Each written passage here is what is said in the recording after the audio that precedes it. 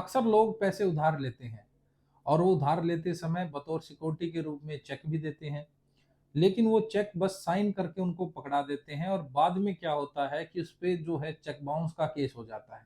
जब वो कोर्ट में जाते हैं तो ये कहते हैं कि सर मैंने ये चेक तो जो है बतौर सिक्योरिटी के तौर पर दिया था, इस अमाउंट के लिए नहीं दिया था, इतने पैसों के लिए नहीं दिया था, या इनको नहीं दिया था, या किसी पैसों के लिए दिया था।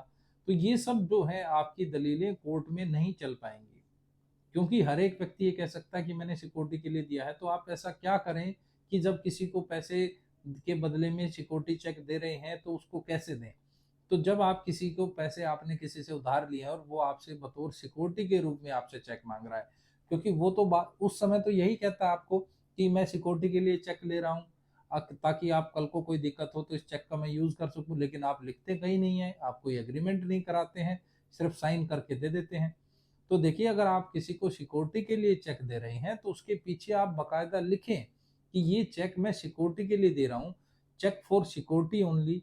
तो ये सब चीजें आप मेंशन करेंगे तो जब ये चेक जो है कोर्ट में लगेगा, कल को बाउंस भी हो जाएगा, तो कम से कम वहां पर आपको ये तो प्रूव नहीं करना पड़ेगा कि मैंने सिक्योरिटी के लिए दिया था या नहीं।